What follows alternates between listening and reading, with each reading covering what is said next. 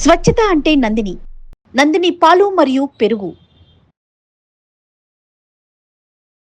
నమస్తే, మీరు చూస్తుంది సుమన్ టీవీ. నేను మీ కీర్తి. ఆంజనేయుల స్వామిని భవిష్యత్ బ్రహ్మ అంటారు. మే 22 హనుమత్ జయంతి. ఈ సందర్భంగా స్వయానే హనుమంతుడు మన కల్లో ప్రత్యక్షమై మనం కోరిన కోరికలను నెరవేర్చే వరం ఇవ్వాలంటే మనం ఎలాంటి పరిహారం పాటించాలి, అసలు హనుమంతుడికి ఇష్టమైన నైవేద్యం ఏంటి, ఆయనని ఏ విధంగా ఆరాధిస్తే బాగుంటుంది, ఇలాంటి విషయాలన్నీ మనకు తెలియజేయడానికి మనతో పాటు ప్రముఖ ఆస్ట్రాలజర్ బ్రహ్మశ్రీ నందిమట్ల శ్రీహరి శర్మ గురువు గారు ఉన్నారు. నమస్తే గురుగారు. వాగర్థావివ సంపృక్తౌ వాగర్థ ప్రతిపత్తయే జగతః పితరౌ వందే పార్వతీ పరమేశ్వరౌ. ఆదిత్యాయ చ సోమాయ మంగళాయ బుధాయ చ గురు శుక్ర శనిభ్యశ్చ రాహవే కేతవే నమః. శృంగేరి జగద్గురు పీఠాధిపతులకి, కంచి పీఠాధిపతులకి నమస్కారములు తెలియజేసుకుంటూ కార్యక్రమాన్ని ప్రారంభిద్దాం. గురుగారు, లాస్ట్ టైం హనుమత్ జయంతి రోజు మీరు చెప్పారు చైత్ర మాసంలో వైశాఖ మాసంలో వచ్చే హనుమత్ జయంతికి వ్యత్యాసం ఉంటుంది. ముఖ్యంగా ఈ వైశాఖ మాసంలో వచ్చే హనుమత్ జయంతి నాడు పరిహారాలు కరెక్ట్గా పాటిస్తే గనక మన కల్లో ప్రత్యక్షంగా వారే ప్రసన్నమై చక్కటి వరాలను అందిస్తారు, మన కోరికలను తీర్చే విధంగా అని. మరి ఆ రోజు రానే వచ్చింది, ఏం చేయాలో తెలియజేస్తారా? తప్పకుండానమ్మా. వీక్షించేటువంటి ప్రేక్షకులు కూడా ఎక్కడా కూడా ఇప్పటి వరకు ఆంజనేయ స్వామి వారి గురించినటువంటి ఆరాధన విషయాలు, పద్ధతులు అనేకంగా తెలుసుకొని ఉన్నారు. కానీ చక్కటి అద్భుతమైనటువంటి పరిహారము సాక్షాత్తు ఆ ఆంజనేయ స్వామియే మీ స్వప్నంలో కనిపించి తన యొక్క అనుగ్రహాన్ని ప్రసాదించి వరాన్ని ఇచ్చి మీ కోరిక ఏదైతే ధర్మబద్ధమైన కోరిక ఉంటుందో ఆ ధర్మబద్ధమైనటువంటి కోరికని పూర్తిగా నెరవేర్చే అనుగ్రహాన్ని ప్రసాదించే అతి సులువైన అతి చక్కటి పరిహారము, ఏమాత్రము ఖర్చు లేనటువంటి పరిహారము మీకు తెలియచేస్తాను. వీక్షించేటువంటి ప్రేక్షకులు ఆశాంతం వినండి. ఇటువంటి పరిహారము ప్రసార మాధ్యమంలో ఇంతవరకు ఎక్కడా చెప్పబడలేదు. వివరాల్లోకి డైరెక్ట్గా వెళ్దామమ్మా. ప్రధానంగా ఆంజనేయ స్వామి వారిని ప్రసన్నం చేసుకునేటువంటి పద్ధతులలో మంగళవారము, శనివార నియమాలు చాలా ప్రత్యేకమైనటువంటివి. అందున ఆయనకి సంబంధించినటువంటి జయంతి రోజున గనక ఎవరైతే ఈ చెప్పబడేటువంటి పరిహారాన్ని ప్రారంభించి చేస్తారో ఖచ్చితంగా ఆంజనేయ స్వామి వారి యొక్క అనుగ్రహాన్ని పొందిన వారవుతారు. ఇది ఖచ్చితంగా నిరూపించబడినటువంటి పరిహారం, ఏదో పుక్కిటి పురాణము కాదమ్మా. మంత్రయంత్ర తంత్రంలో దాగి ఉన్నటువంటి రహస్య పరిహారం ఈ యొక్క పరిహారం. కాబట్టి ఈ పరిహారానికి అద్భుతమైన వేదిక అన్నప్పుడు చూసుకుంటే మనకు ఈ మే మాసంలో వైశాఖ మాసం బహుళ దశమి రోజున ఆంజనేయ స్వామి వారి యొక్క జయంతి అంటే జన్మదినము. కాబట్టి మనకేం చెప్పబడింది, ధర్మసింధులో కూడా మనకు చెప్పబడినటువంటి అనేక వారి యొక్క జయంతిలో 3 రకాలైనటువంటి రోజులు చెప్పబడ్డాయి. ఒకటి చైత్ర పౌర్ణమి రోజున తెలంగాణ నార్త్ సైడ్ వాళ్ళు జరుపుకుంటారు. ఈ ఆంధ్ర, కర్ణాటక ఈ ప్రాంతాల్లో ఉన్న వాళ్ళు వైశాఖ బహుళ దశమి రోజున జరుపుకుంటారు. ఇంకా ధర్మసింధు, నిర్ణయ సింధు ప్రకారం అయితే కార్తీక మాసము కృష్ణపక్షము చతుర్దశి తిథి భౌమవారము నిశీ సమయంలో స్వామివారు ఆంజనేయ స్వామి వారు జన్మించారు అని చెప్పి మనకు శాస్త్రంలో ఉంది. ఏదైతేనేమి ప్రామాణికమైనది మాత్రం వైశాఖ బహుళ దశమి. కాబట్టి ఈ రోజున ప్రారంభించేటువంటి పరిహారం వల్ల ఆంజనేయ స్వామి అతి తొందరగా ప్రసన్నుడవుతాడు. కాకపోతే భక్తి, విశ్వాసము చాలా నియమం అనేటువంటిది ఉండాలి. ఈ యొక్క సంబంధించినటువంటి పరిహారాన్ని పాటించడానికి ఎవరైనా అర్హులు, స్త్రీ పురుషులు ఎవరైనా చేయవచ్చునమ్మా. కాకపోతే ప్రారంభించినటువంటి దరిమల బ్రహ్మచర్య వ్రతాన్ని ఆచరించాలి. ధూమపానము, మద్యపానము అనేటువంటివి పనికిరావు. ఈ నియమాలు పాటిస్తూ ఇంకా నేల మీద పడుకునే అవకాశం ఉంటే అది చేయగలిగితే ఇంకా మంచిది, లేకపోతే సాధారణంగా ఉండవచ్చు. కానీ బ్రహ్మచర్యము, అలాగే ధూమపానము, మద్యపానము, మాంసాహారము నిషిద్ధము, ఈ నియమాలు. ఇక గురుగారు, మనకు జనరల్ గా ఆంజనేయ స్వామి అనగానే ఏదైనా భయం ఉన్నా, భూత ప్రేత పిశాచాలు భయం ఉన్నా, లేకపోతే ఎవరైనా ఏమైనా చేశారన్నా, లేదంటే ఏమైనా ప్రయాణాలు చేస్తున్నామన్నా, కొత్త వాహనాలు కొంటున్నామన్నా మనం ప్రథమంగా ఆయనని పూజిస్తూ ఉంటాం, ఆరాధిస్తూ ఉంటాం కదా. సో ఎలాంటి కోరికలు ఉన్న వాళ్ళు ఈ పూజకి అర్హులు అంటారు? ఏదైనా ఇంతకుముందు మొట్టమొదటి చెప్పాను, ధర్మబద్ధమైన కోరిక అంటే కొంతమందికి ఉద్యోగం కావాలని, అలాగే వివాహ సమస్యలు తీరాలని, అలాగే చాలా మటుకు ఇల్లు కట్టుకోవాలని కోరిక, ఏదైనా కానీ, ఎందుకంటే ఆయన భవిష్యత్ బ్రహ్మ, సాక్షాత్తు చిరంజీవి ఆయన, ఈనాటికి కూడా మన మొర ఆలకిస్తాడు అని చెప్పడానికి. ఎందుకంటే ఎక్కడో రాయిలో ఉన్నటువంటి దైవాన్నే మనం చూసి ఉన్నప్పుడు, ఆ దైవమే పలుకుతున్నప్పుడు, సాక్షాత్తు సశరీరముగా హిమాలయాల్లో గంధమాధన పర్వతంలో వేంచేసి ఉండి తరచూ అనునిత్యము శ్రీరామనామ జపం చేసుకుంటూ భవిష్యత్ బ్రహ్మ కోసం ఎదురు చూస్తున్నటువంటి ఆయన మన మొర ఆలకిస్తాడు అని చెప్పడంలో ఏమాత్రం సందేహం లేదు. ఆలస్యం చేయకుండా పరిహారంలోకి వెళదామమ్మా. మే 22వ తారీఖు రోజున హనుమత్ జయంతి. ఈ రోజున పొద్దున్నే చక్కగా సూర్యోదయానికి లేచి కాలకృత్యాదులన్నీ తీర్చుకొని 5:40 కల్లా ఆంజనేయ స్వామి దేవాలయానికి చేరుకోవాలమ్మా. చేరుకున్న తర్వాత చేతిలో ఒక మినప గింజ తీసుకోవాలి. మొట్టమొదలు ఇంటి నుంచే తీసుకెళ్ళాలి. నమస్కారం చేసుకొని ఆ మినప గింజని తీసుకొని, దేవాలయాల్లో కొన్ని ఓపెన్ టాప్గా ఉంటాయి, కొన్ని మంచిగా చక్కగా నిర్మించి ఉంటాయి. కాబట్టి ఓపెన్ టాప్గా ఉండి మనకు స్వతంత్రంగా ఉన్న దేవాలయం అయితే చక్కగా ఆ ఆంజనేయ స్వామి తల మీద ఒక మినపగింజ పెట్టాలి. లేదు మనకు అవకాశం లేదంటే పాదాల దగ్గరైనా పెట్టాలి. పాదాల దగ్గర కూడా అవకాశం లేదు అనుకున్న వాళ్ళు ధ్వజస్తంభం దగ్గరనైనా కానీ, ఆ యొక్క వాహనం దగ్గరనైనా మినపగింజ లేదా ధ్వజస్తంభం దగ్గర మినపగింజ ఏమైనా సంకల్పం చెప్పుకోవాలా గురుగారు?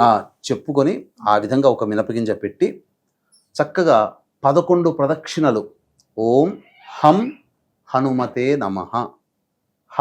హం ఆ కాదు, అం కాదు, హం. ఓం హం హనుమతే హంసలోని హం కాబట్టి ఓం హం హనుమతే నమః అంటూ 11 ప్రదక్షిణలు చేయాలి. చేసి వచ్చి ఆ మినపగింజను, అంటే ఆ చేసి వచ్చి 11 ప్రదక్షిణలు అయిపోగానే స్వామికి మనస్ఫూర్తిగా నమస్కారం చేసి కోరిక వెల్లడించుకోవాలి. ఆ మినపగింజ తీసుకొని అతి జాగ్రత్తగా పవిత్రముగా ఒక టిన్లో పెట్టాలి. 2వ రోజు 2 మినపగింజలు పెట్టాలి. 11 ప్రదక్షిణలు చేయాలి. మళ్ళీ కోరిక స్వామికి విన్నవించుకోవాలి మనసులోనే. మళ్ళీ అలాగే ఆ 2 మినపగింజలు తీసుకొని ఆ డబ్బాలో వేసుకోవాలి. ఇలా ఇది అయిపోయిన తర్వాత ఇలా మొత్తము 11 రోజులు 41 రోజులు చేయాలి. అయితే ఏమవుతుంది, 41 రోజులకి 41 గింజలు తయారవుతాయి. అవుతాయి కదా. అప్పుడు మళ్ళీ 41 రోజున మళ్ళీ ఒకటి తగ్గించుకుంటూ రావాలి.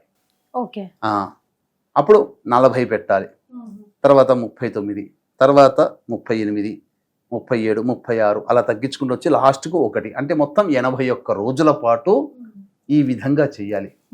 ఖచ్చితంగానమ్మా 81వ రోజు అయిపోగానే రాత్రి స్వప్నంలో ఆ ఆంజనేయ స్వామి ప్రత్యక్షమై మనకు ఆ స్వప్నంలో మనకు ఆయన అనుగ్రహాన్ని ప్రసాదించి ఆ కోరిక నెరవేర్చే విధానం మనకు కలుగుతుందమ్మా. ఇది ఏమాత్రం సందేహం లేదు. దీంట్లో ఏమన్నా ఖర్చు ఉందా? ఏమీ లేదు. మనకి సంకల్పం బలం చాలా గట్టిగా ఉండాలి. ఆ 81 రోజులు అయిన తర్వాత ఆ 81 మినపగింజలు అవుతాయి కదా, ఆ మినపగింజలని అప్పుడు ఆ పారుతున్న నదిలో కానీ, చెరువులో కానీ, నీటిలో కానీ, బావిలో కానీ, ఏవీ లేకపోతే కనీసం ఎవరు తొక్కని ప్రదేశంలో ఆ మినపగింజలు వేసి రావాలి. ఈ విధంగా చేస్తే ఖచ్చితంగా దొరుకుతుంది. అంతేకాకుండా స్వామివారికి చాలా విశిష్టమైన రోజు కదా, ఆ రోజున విశిష్టమైనటువంటి నైవేద్యములు సమర్పించాలి, విశిష్టమైనటువంటి పూలతో ఆరాధన చేయాలి. సింధూర్ వారికి చాలా ఇష్టం, కానీ నైవేద్యం గురించి మనం ఎప్పుడు ఎక్కడ మాట్లాడుకోవాలి. అందుకనే దీన్ని దృష్టిలో పెట్టుకునే ఈ యొక్క హనుమత్ జయంతి రోజున మనకు ఏ సంబంధించినటువంటి ఈ హైవేలో చూస్తే ప్రతి రాష్ట్రంలో కూడా హనుమంతుడి విగ్రహం కనబడుతుంది. ఎందుకనంటే వాహన ప్రమాదాలు జరగకుండా హనుమంతుడు కాపాడుతాడు. అందుకే వాహన హైవేలో ఇలా ఉంటాడు. ఆయన నమస్కారం చేసుకుంటే ఆయన అనుగ్రహం వల్ల వాహన ప్రమాదాలు జరగవు. అందుకనే ప్రతి వాళ్ళు కొత్తగా బండి కొన్న తర్వాత సెకండ్ హ్యాండ్ అయినా ఫస్ట్ హ్యాండ్ అయినా హనుమంతుడి దేవాలయానికి తీసుకెళ్లి పూజ చేయిస్తారు. ఇంకెక్కడ చేయించరు. 100కి 80% మంది. అందుకనే దీన్ని దృష్టిలో పెట్టుకుని జాతకరీత్యా వివిధ సమస్యలు, హనుమంతుడి వల్ల ఈ పని సాధ్యం కాదు అన్నటువంటి లేదు, అన్ని రకాలైనటువంటి పనులని సుసాధ్యం చేస్తాడు. కాబట్టి అటువంటి కార్యం, మనసులో తలచినటువంటి కార్యము సంకల్పం నెరవేరడం కోసం జాతకరీత్యా ఉన్నటువంటి అన్ని సమస్యల నివారణకి ఈ హనుమంతుడి యొక్క అనగా మన్యు సూక్త మూలమంత్ర హోమము, మరియు ఇప్పుడు శని మారాడు కాబట్టి గురువు రాహు కేతు గ్రహాలు కూడా మారాడు కాబట్టి జాతకరీత్యా మీన మేష మిథున కర్కాటక సింహ కన్య వృశ్చిక ధనస్సు కుంభ రాశుల్లో జన్మించినటువంటి వారికి శని దోష నివారణ, మిగతా గ్రహాలు మారినందువల్ల అనేక మందికి ఇప్పుడు కాలసర్ప దోషం నడుస్తుంది. కాబట్టి చాలా మందికి ఎన్నో రకాలుగా సమస్యలు ఉంటాయి. కాబట్టి ఆ సమస్యల నివారణకి సర్వదోష నివారణ పూజలు హోమాలు జరిపించి శక్తిపాతము చేయబడినటువంటి ఈ శంకరుంగలి మాలని వాళ్ళకి ఇవ్వడం జరుగుతుంది. పూజలో పాల్గొన్న వాళ్ళకి మాత్రమే ఈ మాల ఇవ్వడం జరుగుతుంది. మాల కోసం పూజ చేయట్లేదు. పూజలో పాల్గొన్న వాళ్ళకి ఈ శక్తిపాతం చేయబడినటువంటి శంకరుంగలి మాలని వారి ఎవరైతే యజమానులు నమోదు చేసుకుంటారో వారికి అందించడం జరుగుతుంది.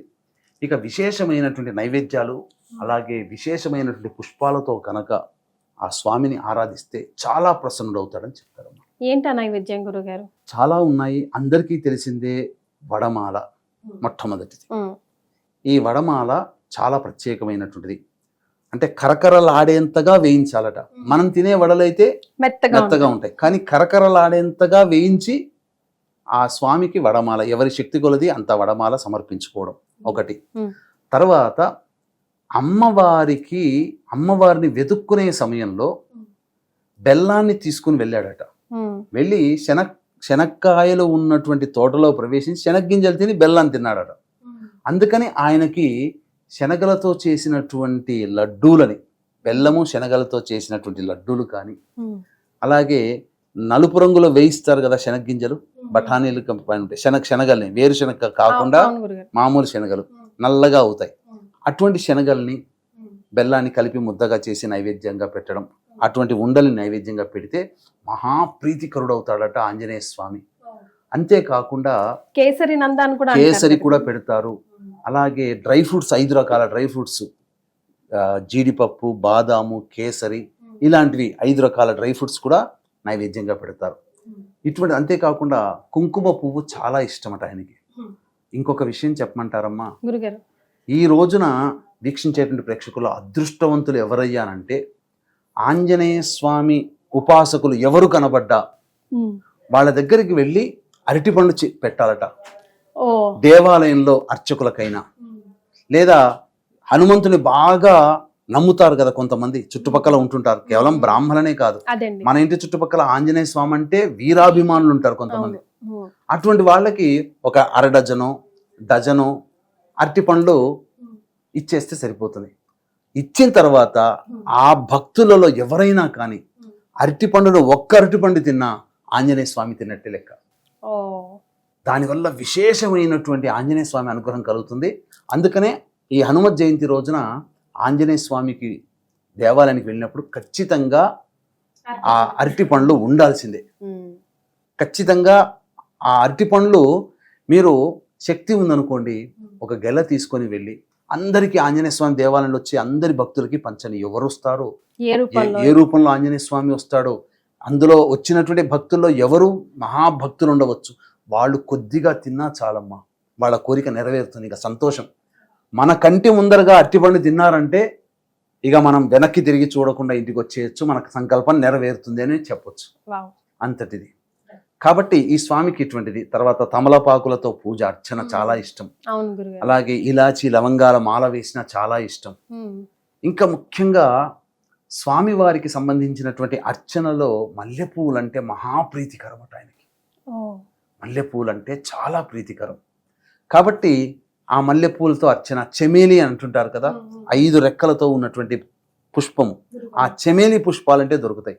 కాబట్టి మల్లెపూలతో కూడా అర్చన చేసిన ఆంజనేయ స్వామి చాలా ప్రీతికరుడు అవుతాడట. ఆ రోజంతా ఉపవాస నియమాన్ని పాటిస్తూ చక్కగా ఈ నియమాన్ని చేసినట్లయితే చాలా బాగుంటుంది. ఖచ్చితంగా హనుమంతుడి యొక్క అనుగ్రహం కలుగుతుంది. ఈ చెప్పబడినటువంటి పరిహారంలో పెద్ద ఖర్చు అయ్యేటువంటిది ఏమీ లేదు. ఇంకొకటి కూడా ఉందమ్మా, హనుమత్ కవచం అని ఒకటి ఉంటుంది. ఎవరైతే ఆ ఆంజనేయ స్వామి దేవాలయంలో హనుమత్ కవచాన్ని 25,000 సార్లు జపం గనక చేస్తే అణిమాద్యచ్చ సిద్ధులు, తరువాత గాలిలో నడవగలిగే శక్తి కలుగుతుంది. అది భక్తిపూర్వకంగా చేయాలి. ఈ నియమాలు ఇటువంటివి ఆ ఆంజనేయ స్వామి జయంతి అయినటువంటి మే 22వ తారీఖు రోజున చేయాలి. అలాగే మే 22వ తారీఖు రోజున మన పీఠం ఆధ్వర్యంలో సర్వదోష నివారణ పూజలు హోమాలు జరిపించి ఈ శక్తిపాతము చేయబడినటువంటి శంకరుంగలి మాలని ఇవ్వడం జరుగుతుంది. అది సాయంకాలము మనము ప్రారంభమవుతుంది కాబట్టి అనగా 12 ఆ టైంలలో మనం ప్రారంభించి సాయంకాలం కల్లా ముగిస్తాం. కాబట్టి 11 గంటల లోపల ఈ కార్యక్రమంలో నమోదు చేసుకోవచ్చు. లేదా అవకాశం ఉంటే ఎక్కువగా ఆదరిస్తున్నారు అంటే సాయంకాలానికి మొదలు పెడతాం. సాయంకాలానికి అప్పుడు 3 గంటల లోపల ఈ కార్యక్రమంలో నమోదు చేసుకోవచ్చు. 3 గంటలకి మొదలు పెడతాం. అప్పుడు సూర్యాస్తమయం కల్లా పూర్ణాహుతి అయిపోతుంది. గురుగారు, ముఖ్యంగా హనుమంతుడిని ఆరాధించేటప్పుడు, పూజ చేసేటప్పుడు, మొక్కేటప్పుడు ఈ మిస్టేక్స్ చేయొద్దు అని చెప్పదగడానికి ఏదైనా బుల్లెట్ పాయింట్స్ లాగా ఉన్నాయా? ఫర్ ఎగ్జాంపుల్, సాష్టాంగ దండం చేయొద్దు అంటారు కదా హనుమంతుడి వారి ముందు, ఆయన పాదాల్లో శనీశ్వరుడు ఉంటారు కాబట్టి, అట్లాగా అలాంటి మిస్టేక్స్ ఏమైనా? మిస్టేక్స్ అంటే స్వామివారు ఆజన్మ బ్రహ్మచారి కాబట్టి బ్రహ్మచర్య వ్రతాన్ని ఆచరించాలి. మహిళలు వెళుతున్నప్పుడు సాధారణంగా ఎవరు కూడా ఋతుక్రమంలో ఉన్నప్పుడు వెళ్ళరు కాబట్టి చక్కగా శుద్ధముగా ఉన్నప్పుడు దర్శనం చేసుకోవడం. మీరన్నట్టుగా ఆంజనేయ స్వామి పాదాలని పట్టుకోకూడదు. ఎందుకంటే ఆ పాదాల దగ్గర శనీశ్వరుడు ఉంటాడు కాబట్టి శని భగవాన్ యొక్క తీక్ష్ణ దృష్టి కూడా మనకు ఉంటుందని ఒక అభిప్రాయం. ఈ విధంగా కొన్ని నియమాలు పాటిస్తూ మద్యపానం, ధూమపానం అనేటువంటివి చేయకుండా ఉండాలి. ముఖ్యంగా ఇనుప వస్తువులు ఆ రోజు కొనకూడదు. స్టీలు సంబంధమైనటువంటి ఇనుప వస్తువులు, బ్లేడ్లు ఇట్లాంటివి కొనకుండా ఉంటే సరిపోతుంది. ముఖ్యంగా ఒంటె గనక ఎక్కడైనా దొరికినా ఒంటెకి ఏదైనా తినే పదార్థాలు పెట్టండి. చాలా విశేషం. రైట్. సో ఎన్నో తెలియని విషయాలు మాకు ఈ వీడియో ద్వారా హనుమత్ జయంతికి సంబంధించి తెలియజేశారు గురుగారు. చాలా సంతోషం అండి. ధన్యవాదాలు. సర్వం శ్రీ ఉమామహేశ్వర పరబ్రహ్మార్పణమస్తు.